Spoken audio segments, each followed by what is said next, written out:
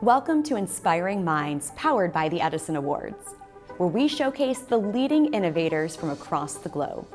I'm your host, Jennifer Trammell, and we are joining you today from the 2023 Edison Awards in Fort Myers, Florida. On the podcast today, we are talking about smart glasses with OPPO Air Glass. Think about getting a notification and you pull out your phone to check, or maybe you turn to your smart watch. OPPO Air Glass puts that information right in front of your eye. Chris Vick is here to talk about the future of wearables. Chris, welcome to Inspiring Minds. Oh, thanks. Really happy to be here. Well, and welcome to Fort Myers. Yeah, actually this is my first time in Florida. How about interestingly that? enough. Yeah. Well, great. We're glad the Edison Awards could bring you, and we have served up a perfect day out there. So as soon as we're done with this interview, you've got to get back outside. Yep, exactly. Great. Well, we're talking about OPPO Air Glass today. And before we get into this specific technology, we've got to understand AR and VR and all of these phrases are coming about. Help us understand the landscape. What's the difference? What do each of these things mean? Yeah, so I mean, they're all like kind of similar technologies, but there are some key differences. So virtual reality, like you typically have like a head-mounted display where you're fully immersed in a completely like fabricated world. So you don't really have any interaction with the outside world when you're engaging in VR. It's all full immersion, and you're interacting with these sort of constructed like digital objects as if they were real objects, but it's all like very like enclosed. With augmented reality, it's similar in that like you still have like these digital objects that you're interacting with, but those objects are also overlaid onto the real world. So you still have this like awareness and presence in reality, but it's being augmented. Sounds silly to say, like obviously augmented by like these sort of digital assets. Is Pokemon Go an example of that? Yeah, that's probably one of the more famous examples of like augmented reality. Okay, Yeah. So we're taking some digital assets and placing them into the real world. Exactly. And interacting with both. Yeah. Okay. And then with the OPPO Air Glass, we're calling it something assisted reality, where it's not quite augmented reality in that there's digital objects that are like engaging with the real world, but rather it's sort of 2D digital objects that are like giving you more information about like yourself, maybe your surroundings, but not in a way that is necessarily like triggered by like being in a certain spot. It's more like you need to like notifications that you would maybe see on your phone or a smartwatch are instead visible like through like an eyepiece while you're still able to like interact with the world around you. Like you're not having to pull out your phone and look at it and like disengage or like look at your wrist, for instance. It's like you're still like upright and like interacting with the world. Creating that more seamless experience. Yeah, that's a good way to put it. Yeah. Okay. So now we're all on the same page. Thank you for laying out the landscape for us. Tell us more about your journey with the company so far.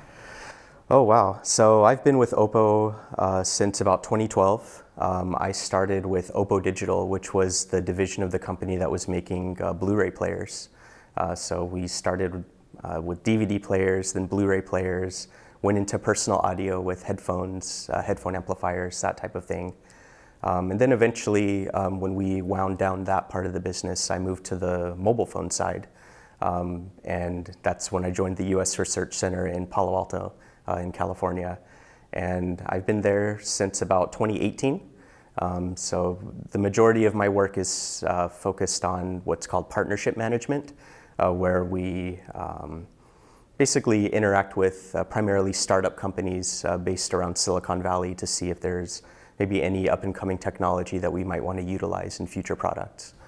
All right, so you've really seen this transformation of technology over the last 10 years.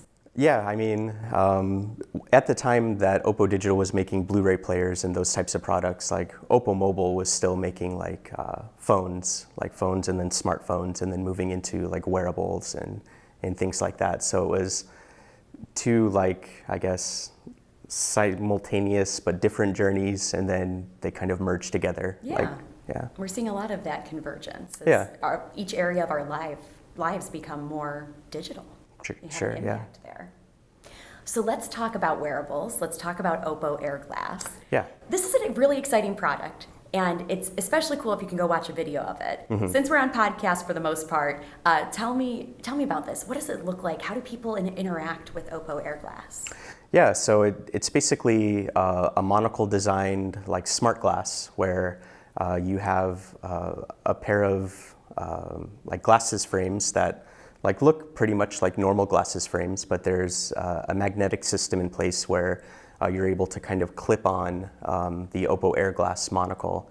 And that monocle contains like a micro LED projector that outputs to a waveguide that basically spits the rays back into your eye so that you can see like a digital image.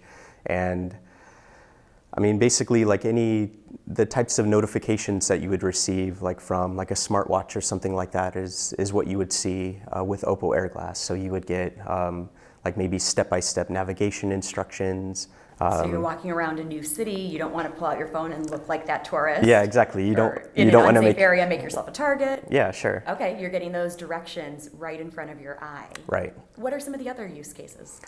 So there's one that I would be happy to have right now, the teleprompter. This is a casual conversation, Chris. Yeah. No notes and prompting involved. But yeah, basically that feature, you can upload like a Word document and the text will like display like in your eyesight. And like, for instance, I would still be able to interact with you right now while still, eye contact. Yeah, exactly. And I could be reading something and you wouldn't necessarily know. So all of a sudden we have these smooth speakers and presenters and we're like, wow, how did everyone get so I know, good right? at this? Yeah. And then another thing that we had heard about is real-time transcription. Oh yeah, so the real-time translation feature. Yes. So yeah, I mean that's basically like if you were speaking another language, like we would be communicating and you would utilize a phone in this case. The Air Glass would be paired with an OPPO phone. Mm-hmm. And so when you would speak, like let's say you were speaking Chinese, for instance, I don't know Chinese, so the audio would be transcribed and the translation would appear in my eyesight, and it, like ideally it would be like a kind of seamless conversation, even though we don't speak the same language, like we can easily understand each other without interpreters. Yeah, exactly, no interpretation. Well, other than like the device. Yeah, the device working as interpreter in real time. Yeah. That could be such a game changer. Yeah, definitely. When you think about cultures interacting in our world of globalization. Very cool. Yeah. So how did we get to this point? How did you go about the market research? What were you hearing for people's expectations with wearables? Yeah, so OPPO's always been like kind of on the cutting edge of innovation. And when we were looking at the market, like we saw that augmented reality glasses or smart glasses were something that was going to be the future.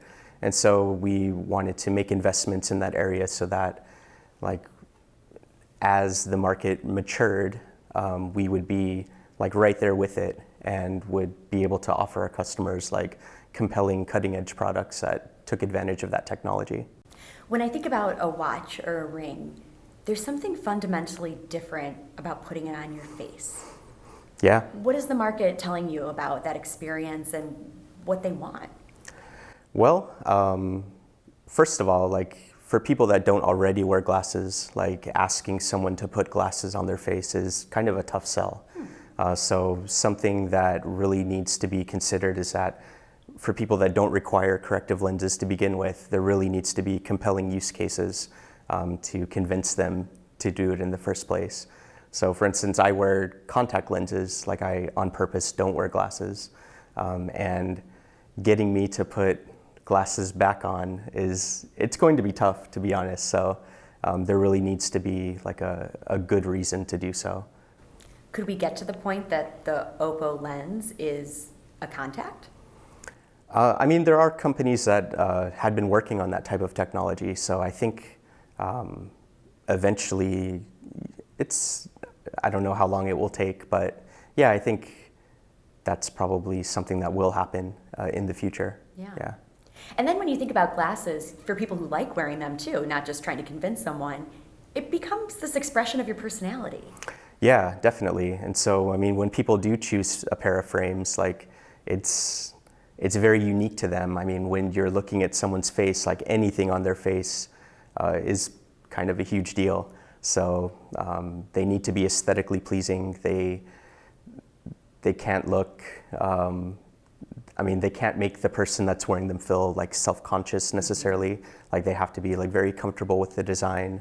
And so I think having a pair of like AR glasses that like closely mimics like what a real pair of glasses would be, I mean, is something that has to happen. Yeah, something that I would pick, something that expresses my personality, that the color and the size and the frame and the even material, plastic, metal, is reflective of how I want to present myself to the world. Yeah, definitely.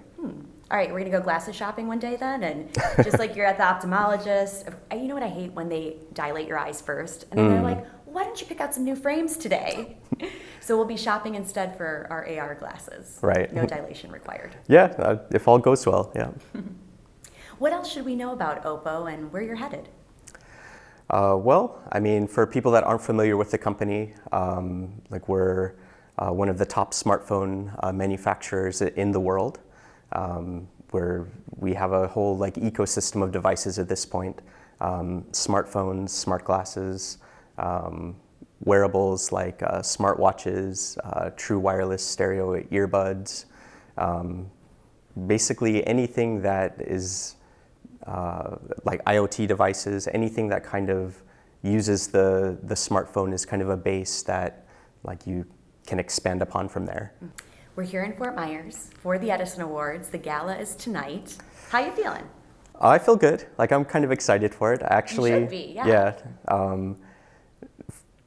Actually, I don't know if this is really even necessary to say in the interview, but got fitted for a tuxedo for the first time. So all right. Yeah, that's going to be an interesting experience. Tux?